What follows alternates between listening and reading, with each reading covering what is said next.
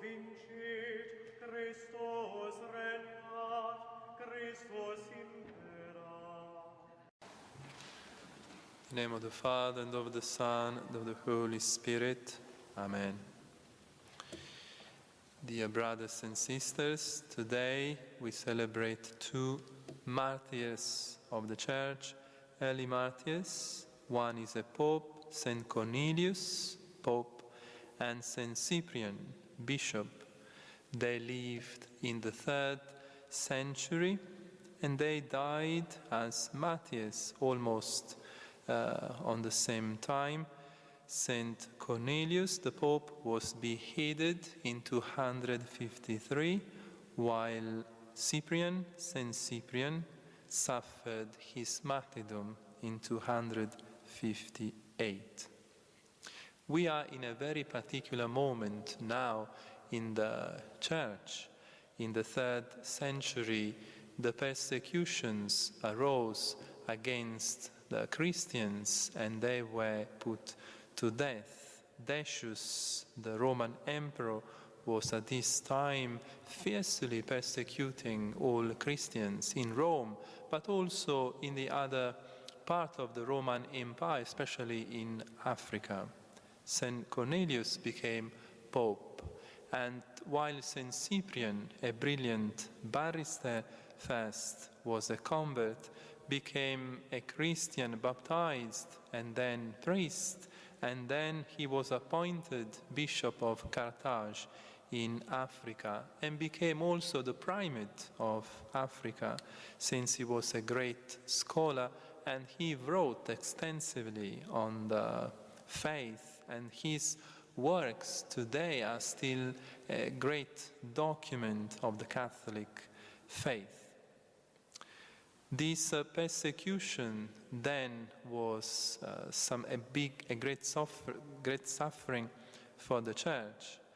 But at this time in the Church of Rome there was a priest whose name was Novatian, who was the one who began a kind of sect, a new group within the Church, the Novatians.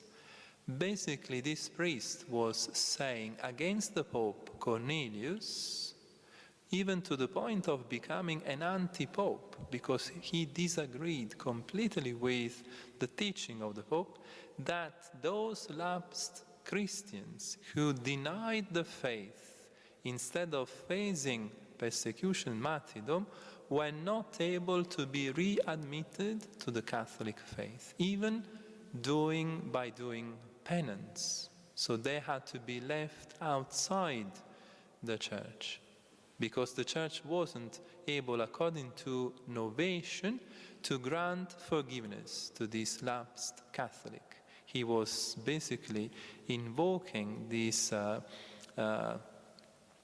the purity of the Church to be left as such and not to be stained by any sin.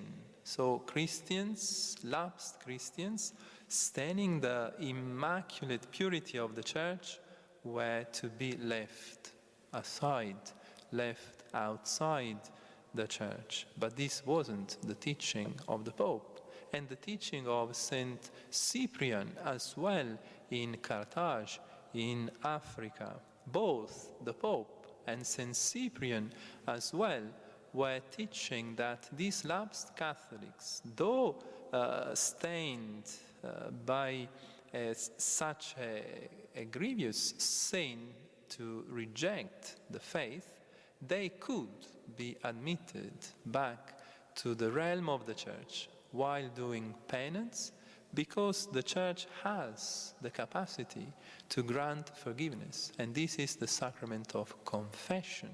The Church has received the faculty by Christ to grant forgiveness and to be like a mother, because the Church is a mother, to welcome back into her bosom those children who strayed from the faith.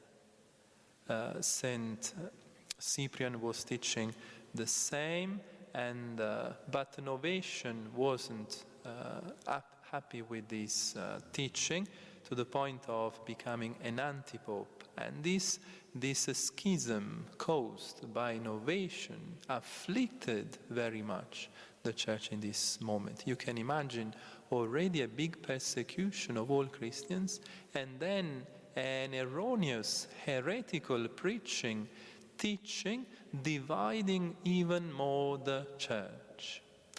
This is something to consider, because the church has always been through these very difficult moments when the church was indeed divided in herself.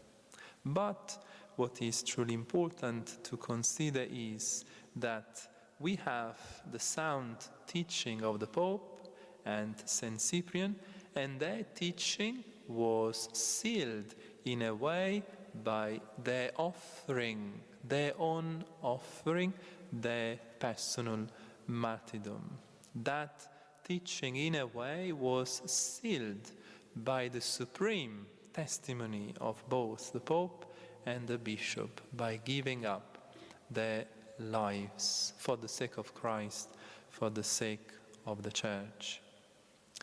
And the Church was, in fact, reconciled by this great offering, by the blood of these two martyrs. The blood of the martyrs is a seed,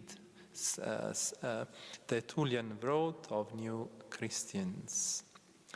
We pray to Saint Cornelius today, Saint Cyprian, for the Church, for the unity of the Church. Saint Cyprian wrote a work on the unity of the Church. He's the one teaching extra ecclesia nulla salus, outside the Church no salvation, in the sense that the Church is necessary as a means of salvation. Without the Church, the Catholic Church, the universal Church, the body of Christ, there is no possibility to have salvation. This is the reason why the forgiveness comes through the Church, and the Church has the power to forgive our sins. But only the Church, because she is our mother. There is a beautiful sentence by Saint Cyprian. We cannot have God as a father if we don't have the Church as a mother. The Church is our mother. I wish to conclude this homily by reflecting also on this day, Thursday, consecrated to the Most Holy Eucharist. There is a letter by another great martyr, Saint Ignatius of Antioch, Bishop of Antioch, successor of Saint Peter on that seat, who became a martyr himself, brought from Antioch to Rome to be devoured by the beasts in the Colosseum in Rome. On the way to Rome, he wrote a beautiful letter, writing that he wished to become bread for Christ by being devoured by the beasts, by the teeth of these beasts. He wished to become another Eucharist himself, that bread, to give life to the Church, to give life through his sacrifice to new Christians. This is the reason of the martyrdom. The martyrs become another Christ, and they give their lives for the sake of Christ, for the sake of the Church.